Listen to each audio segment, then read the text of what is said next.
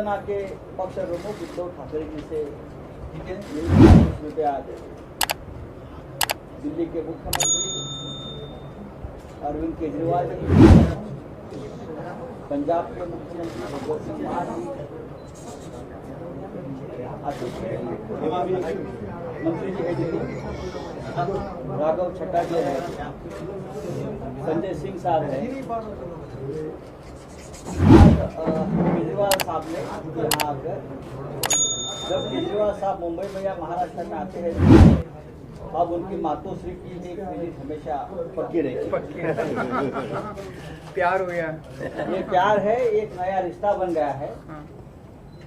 आज भी बहुत सी ऐसी बातें थी देश के बारे में, विपक्ष की एकता के बारे में, हमको क्या करना है, कैसे आगे जाना है, इस बारे में दो नेताओं में बहुत लंबी बातचीत हुई।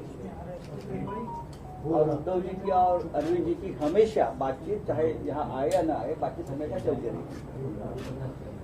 तो आज भी जो बातचीत हुई है दोनों में, या आने वाली दिनों का जो उनका प्लान है, उस बारे में दोनों बात करेंगे। अरविंद जी जो एक विपक्ष की एकता का जो एक मूवमेंट चल रहा है, उसमें बहुत बड़ी भूमिका निभा रहे हैं। हम सब उनके साथ हैं। तो मैं चाहूंगा कि उद्धव जी और अरविंद जी आप शुरुआत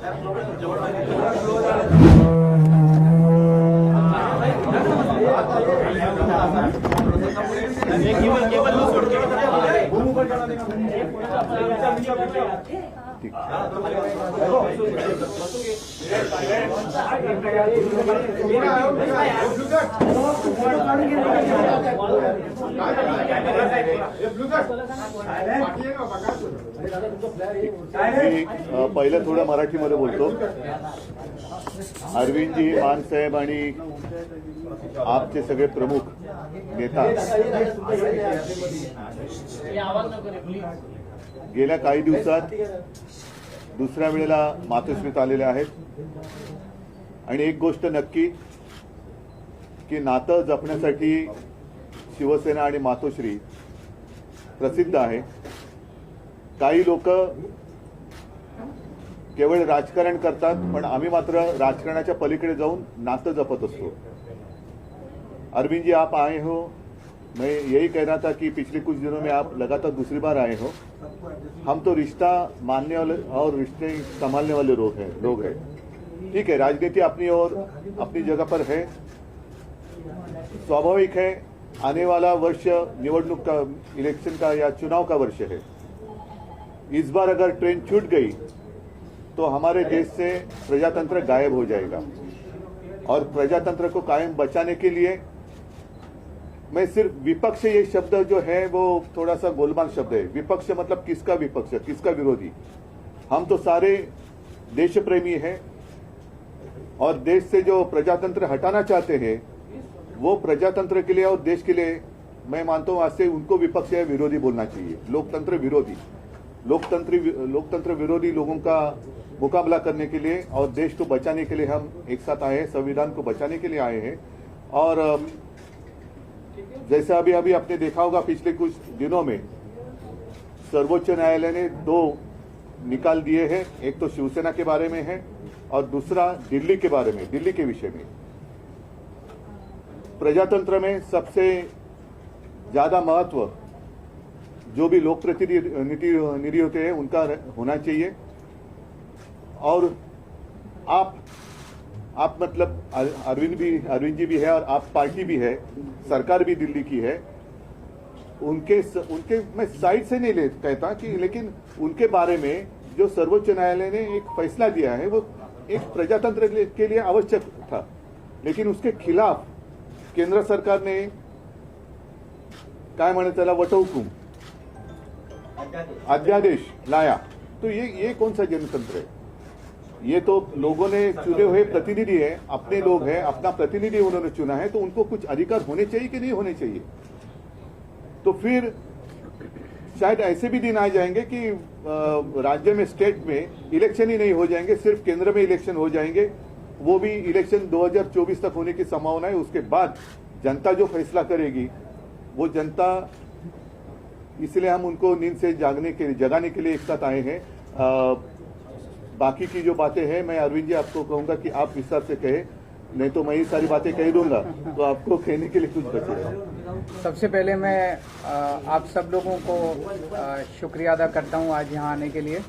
मैं उद्धव जी का, उनके पूरे परिवार का और उनकी पार्टी का अपनी तरफ से, अपनी पार्टी की तरफ से और हमारी पूरी टीम की तरफ से, हम जो लोग आए हैं सबकी तरफ से तहे दिल से शुक्रिया अदा करता हूं। इतना उन्होंने अब हमें अपने परिवार का हिस्सा बना लिया है।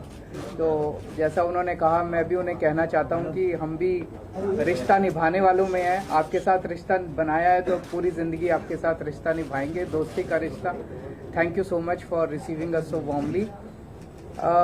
जैसा आप सब लोग जानते हैं कि दिल्ली के लोगों ने बहुत लंबी लड़ाई लड़ी अपने अधिकारों के लिए। जैसे ही दिल्ली में हमारी सरकार बनी 2015 में, हमारी सरकार बनते ही मोदी सरकार ने हमारी सारी शक्तियां छीन ली एक छोटा सा नोटिफिकेशन पारित करके।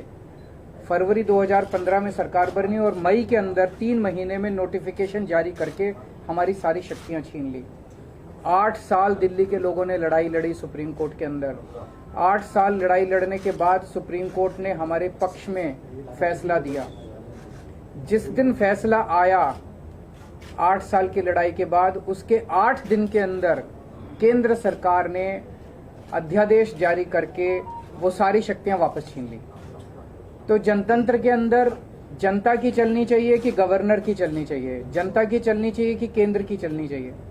जनतंत्र में तो चुनी हुई सरकार के पास पावर होनी चाहिए ताकि जनता के जो जनता मांगे वो काम कर सके, जनता के प्रति जवाब दे तो चुनी हुई सरकार होती है।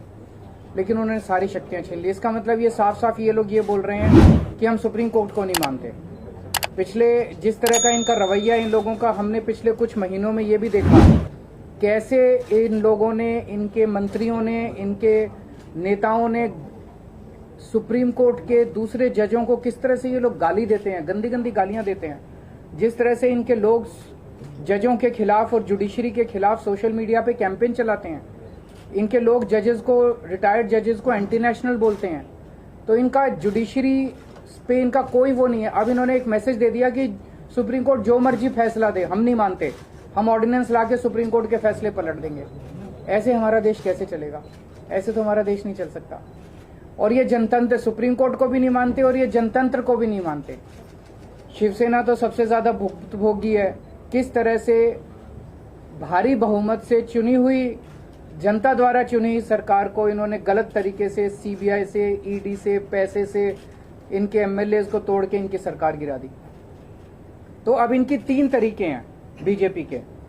3 तरीकों से ये, अगर कोई बीजेपी की सरकार नहीं बनाएगा, किसी राज्य में नहीं बनेगी, तो या तो वो एमएलए खरीद के उसकी सरकार गिरा देंगे, या एमएलए सीबीआई और ईडी का डर दिखा के एमएलए तोड़ के उनकी सरकार गिरा देंगे, और या फिर ऑर्डिनेंस लाके उनकी सारी शक्तियां छीन लेंगे। दिल्ली में यही हुआ। इन्होंने ऑपरेशन लोटस किया, 2-3 बार ऑपरेशन लोटस किया, हमारे एमएलए खरीदने की, तोड़ने की कोशिश की, हमारा एक भी एमएलए नहीं बिका। जब इन्होंने देखा कि इनकी सरकार टूट नहीं रही, इनकी सरकार गिर नहीं रही, तो अब ये ऑर्डिनेंस लाके इन लोगों ने हमारी सारी शक्तियां छीन ली। तो इन लोगों को बहुत ज्यादा अहंकार हो गया है, और जब किसी आदमी को बहुत अहंकार हो जाता है तो बहुत स्वार्थी हो जाता है वो आदमी। ऐसा व्यक्ति देश नहीं चला सकता जो इतने अहंकार और इतने स्वार्थ के अंदर जीता है। वो फिर देश के बारे में नहीं सोचता, वो केवल, ये ऑर्डिनेंस क्या है? ये ऑर्डिनेंस ये है कि सुप्रीम कोर्ट की हिम्मत कैसे हो गई हमारे खिलाफ आदेश देने की, हम देखते हैं। तो ये अहंकार का नतीजा है। अहंकार के अंदर जब आदमी आ जाता है तो फिर कुछ नहीं बचता है।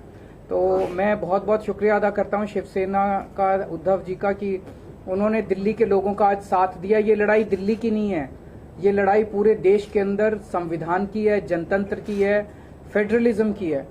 जिस तरह से सारी देश के अंदर सरकारों को परेशान किया जा रहा है, सीबीआई और ईडी का डर दिखा के सरकारें तोड़ी जा रही हैं गवर्नर्स के जरिए। आपको जान के ताज्जुब होगा, पंजाब के अंदर इस बार बजट सेशन नहीं बुलाने दिया गवर्नर ने। गवर्नर ने कहा बजट सेशन नहीं होगा। आप सोच सकते हैं, बजट सेशन की अनुमति नहीं दी गवर्नर ने। इनको सुप्रीम कोर्ट जाना पड़ा, सुप्रीम कोर्ट से आदेश लेके आए कि बजट सेशन होगा, तब बजट सेशन हुआ। तो ये तो जनतंत्र ही नहीं बचेगा। फिर चुनाव क्यों कराते हो? फिर तो एक प्रधानमंत्री और 31 गवर्नर बैठ के अपना देश चला लें। फिर कोई मुख्यमंत्री की जरूरत नहीं, कोई कैबिनेट की जरूरत नहीं, कोई काउंसिल ऑफ मिनिस्टर्स की जरूरत नहीं। इसको हम सबको मिलकर लड़ना होगा। ये केवल दिल्ली की लड़ाई नहीं है। और शिवसेना ने हमें प्रॉमिस किया है कि जब ये संसद में बिल आएगा तो संसद में इसके खिलाफ दिल्ली वालों का समर्थन करेंगे। दिल्ली के लोगों की तरफ से मैं बहुत बहुत शुक्रिया अदा करता हूं उद्धव जी का, शिवसेना का। और ये एक तरह से सेमीफाइनल होगा 2024 का। अगर 2000 राज्यसभा के अंदर ये बिल गिर जाता है तो 2024 के अंदर मोदी सरकार दोबारा नहीं आ रही है। मैं भगवान जी से बहुत धन्यवाद उद्धव जी का, उनके सारे एमपी लोकसभा और राज्यसभा के मेरे साथी भी रहे, अरविंद जी, संजय राउत जी और मेरी पार्टी के प्रधान अरविंद केजरीवाल जी। और उद्धव जी ने पहले भी हम मातोश्री में आए थे और यहाँ के हमें घर जैसा माहौल मिलता है, तो उसके लिए मैं बहुत धन्यवाद करता हूँ, इतना मान सम्मान करते हैं। जैसा कि उद्धव जी ने और अरविंद जी ने बोला, लोकतंत्र खतरे में है और भारी खतरे में है। कैसे इलेक्टेड की जगह सिलेक्टेड लोग जो हैं वो जनता को चलाते हैं, वो सरकारें चलाते हैं, जबकि लोकतंत्र का मतलब है इलेक्टेड। ये गवर्नर है सिलेक्टेड। तो एलजी कौन बनाता है? एलजी की कभी एलजी ने कोई जनता से कोई गवर्नर ने किसी जनता से कोई मैंडेट लिया? नहीं लिया। अपनी मर्जी का गवर्नर लगा दिया, तंग करो चुनी हुई सरकार को। अगर सरकार इनकी नहीं बनी, हमें भी बजट सेशन के लिए सुप्रीम कोर्ट आना पड़ा। हमारे तो गवर्नर साहब इस बात से भी मुकर गए थे बजट सेशन में कि मैं माई गवर्नमेंट नहीं कहूंगा। तो हमने कहा जी माई गवर्नमेंट क्यों नहीं कहोगे आप? आपकी गवर्नमेंट, आपके सम्मान किया आपने, तो भाषण जो लिखा है वो तो पढ़ना पड़ेगा आपको, वो तो संविधान में है। इसके लिए भी हमें सुप्रीम कोर्ट से ऑर्डर लेना पड़ा कि आपको माई गवर्नमेंट कहना पड़ेगा, वरना दिस गवर्नमेंट कहने वाले थे। दिस गवर्नमेंट मतलब जो राजभवन है पूरे देश में वो बीजेपी के हेड ऑफिस बन गए हैं। जो गवर्नर है वो स्टार कैंपेनर बन गए हैं बीजेपी के। ये लोकतंत्र नहीं है। गुलदस्ते में एक ही तरह के फूल नहीं हो सकते। भारत एक गुलदस्ता है, हर फूल का अपना अपना रंग है, हर फूल की अपनी खुशबू है। तो एक माला की तरह भारत है, हर माला का मन का जो है वो अलग अलग रंग का है। लेकिन ये चाहते हैं हमारा ही हो सब कुछ, हमारा ही हो सब कुछ, हम ही राज करें। जैसा कि अरविंद जी ने बताया, अगर जीत के नहीं आते, इलेक्शन से नहीं आते तो बाई इलेक्शन से आ जाते हैं, अगर बाई इलेक्शन से ना आए तो खरीद लेते हैं। तो देश के लिए लोकतंत्र जो है, जैसा कि उद्धव जी ने कहा कि विपक्ष नहीं है हम तो देश को प्यार करने वाले लोग हैं। असल में असली जो विरोधी हैं देश के वो हैं जो देश को चला रहे हैं, जो लोकतंत्र की हत्या कर रहे हैं, जो हर रोज धज्जियां उड़ा रहे हैं लोकतंत्र की। तो दिल्ली की, उसके बाद आपको सुन के ताज्जुब होगा, 2015 में शक्तियां छीन ली, तब 67 सीट आई थी 70 में से। शक्तियां ना होने के बावजूद भी अरविंद जी ने काम किए अपने दृढ़ इरादों से, क्योंकि उड़ान जो है वो हौसलों से होती है, वो पंखों से नहीं होती। तो शक्तियां छीनने के बाद भी काम किए। 2020 में दोबारा शक्ति दी लोगों ने, 63 सीट्स। अब इनको यही दिक्कत है कि हम लोग अब एमसीडी भी हार गए। अब इनको ये लगता है कि हम धीरे धीरे देश में हारना शुरू कर चुके हैं। तो अभी देश को बचाना है, अगर सभी को इकट्ठे होना पड़ेगा। हाँ, कुछ विचारक मतभेद होंगे कई पार्टियों के देश में, लेकिन देश बचाने के लिए हमें इकट्ठा होना पड़ेगा। अगर देश ही ना बचा तो फिर पार्टियां क्या करेंगी? पार्टियों का प्रधान बन के, मुख्यमंत्री बन के क्या करोगे जब देश ही ना रहा? 24 में अगर ये आ गए, ये संविधान बदल देंगे। और ये जिस तरीके से चल रहे हैं प्रधानमंत्री जी, बिल्कुल आने वाले दिनों में नरेंद्र पुतिन बनने वाले हैं ये। हाँ, ये इलेक्शन ही कराएंगे, ये कहेंगे 35 साल की मैं ही हूँ, बस 40 साल की लिए मैं ही हूँ। तो ये उन राहों पर चल रहे हैं। तो ये बहुत खतरनाक है। देश का लोकतंत्र जो है, देश के शहीदों ने अपना खून का कतरा कतरा, हमारे पुरखों ने कतरा कतरा खून का बहा के ये देश हमको लेके दिया था। ये किसी के बाप की जागीर नहीं है कि ये देश के मालिक बन के बैठ गए। इनकी कोई कुर्बानी, देश को आजाद करवाने में इनका कोई योगदान नहीं है, लेकिन जो आज़ादी के परवाने थे उन्होंने देश लेके दिया, और देश को ये किन हाथों में बेच रहे हैं, कैसे हर रोज बैंक बिक रहे हैं, रेल बेच दी, तेल बेच दिया, एयरपोर्ट बेच दिया, सब कुछ बेच दिया, कैसे जो जुडिशरी को तंग किया जा रहा है। तो हम उद्धव जी के पास इसलिए आए हैं कि क्योंकि ये भी पीड़ित हैं, उस जो कुल्हाड़ी लेके बैठे हैं ये दिल्ली में, वो सब पे चलती है। तो इसके लिए हमें सबको इकट्ठा होके देश को बचाने वाली पीढ़ियां हमसे सवाल पूछेंगी, जब लोकतंत्र खत्म हो रहा था तो आप क्या कर रहे थे, कम से कम हम जवाब देने के लायक रहेंगे कि हम कोशिश कर रहे थे, हम इनके बाद इनके विरुद्ध इकट्ठे हो रहे थे, हम लोगों को 140 करोड़ लोगों को ये बात मीडिया के जरिए अपने अपनी भाषा में समझा रहे थे। तो लोकतंत्र को बचाने के लिए आज हम आए हैं, और मुझे खुशी है कि उद्धव जी ने बहुत ही साथ दिया, और पहले भी बहुत से मुद्दों पर हम लोकसभा में इकट्ठे लड़ते रहे हैं, शिवसेना के जितने भी MP साहबान होते थे। तो मैं इनका बहुत आभार भी व्यक्त करता हूं कि हमें मान सम्मान दिया, और इनको पंजाब आने का न्योता भी देता हूं। आइए दरबार साहब, आइए माथा टेकिए, वहाँ पे बहुत शांति सुकून वाली जगह, और हम लोग मिलके सब देश को, क्योंकि लंबे सफर को मीलों में मत बांटिए, कौम को कबीलों में मत बांटिए, एक बहता दरिया है मेरा भारत देश, इसको नदियों और झीलों में मत बांटिए। सवाल है कुछ सर, आने वाले चुनाव में लोकसभा और आप और शिवसेना एक साथ चुनाव लड़ेंगे क्या सर?